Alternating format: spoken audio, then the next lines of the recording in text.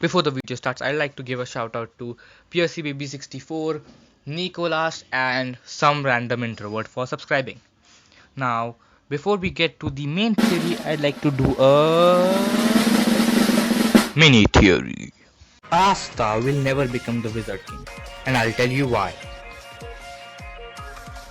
Remember this top 10 saddest anime moments. So after this, Julius Chrono, he actually does not die because of his time magic. He just reverts back to the age of 15. And remember, that's what Asta's age is. And Julius Chrono is still the Magic Emperor.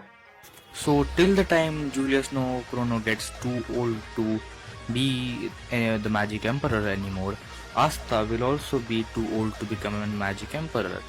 So that means Asta would never be able to be Magic Emperor as long as Julius Chrono is alive. I never liked Asta anyway.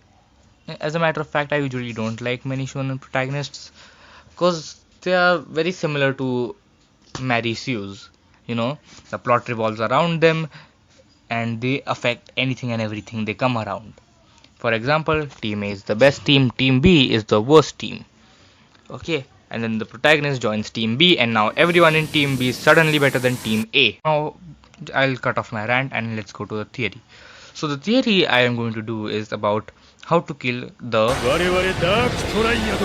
Well, obviously the most obvious answer is to them, but it would be too easy. So, and also I'm a rookie theorist, so I can't actually calculate the power levels of Vanika and Xenon. But I do have something on Vanika, that is, remember Noel's Dragon Roar? So I know how much energy the Dragon Roar can generate because it literally just destroyed top half of Fana. Which would, to destroy it, it would have to produce 2.4352 E plus 16 joules. E means trillion, by the way. So it needs to have more than 2.4 trillion joules of energy to destroy Fana. And we have seen Vanika can survive even the point blank range of Dragon Roar.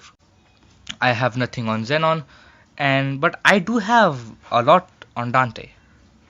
So first of all, there's our normal Dante. Our normal Dante can pretty much bend gravity, can use gravity to its will, has very strong gravity, can bend mana, bend other people's magic attributes, even bend reflect refrain. But that does not mean he can bend light, because we clearly see the background is not warping in any way. So his max speed, or normal speed for that matter, he can bend gravity is 133.088 kilometers per hour. My calculations may be a little flawed, but still.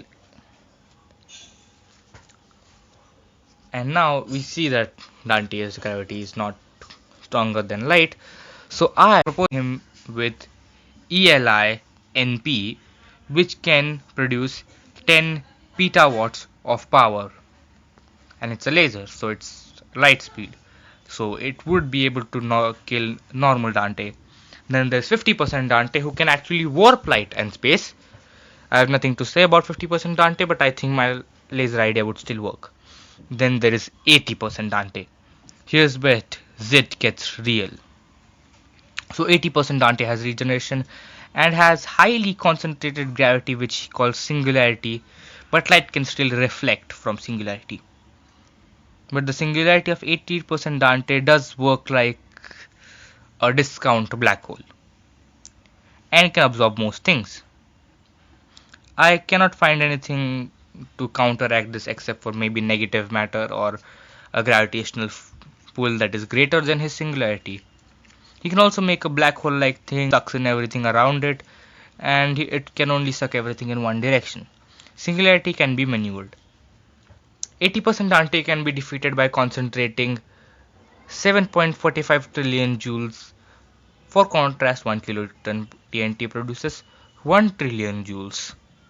And you'll be asking, why? How do you know it's 7.45 trillion joules? See, because Yami burst. Yami did that. You don't need to know. I can show you. Then there's Dante's final form. Okay, second final form. We have seen manga as the final form. So Dante's almost final form, his devil's power exponentially boosts his ability to regenerate. He cannot die, deteriorate, or age in any conventional means. It also grants him super strength, size, and stronger gravity. It can extend its body parts to extreme length and speed. He can also create the maneuverable singularities out of any direction and seem to be able to create magnetic or electric fields. It also seems to have infinite regeneration. The more it regenerates, the stronger it gets. Dante can grow multiple limbs and can move with supersonic speeds despite of his mass. But Dante has a weakness.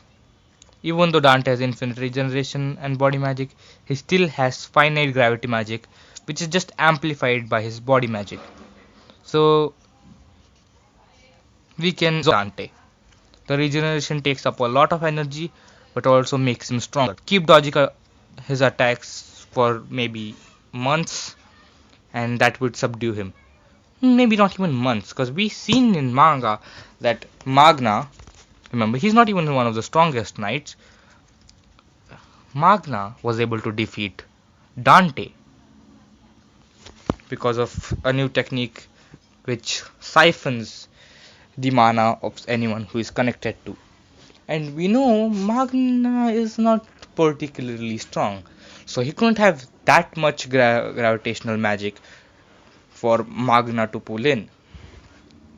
If you all are not understanding what I'm trying to say he does not have enough he does not have too much of gravity magic because Magna is weak, and if Magna can defeat him, then you can too. And that concludes the theory.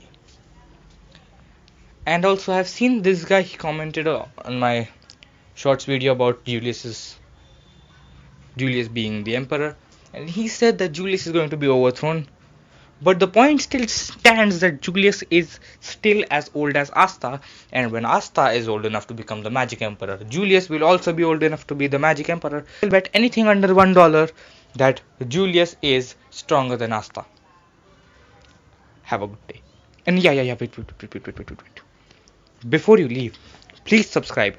96% of people are not subscribed. So subscribe.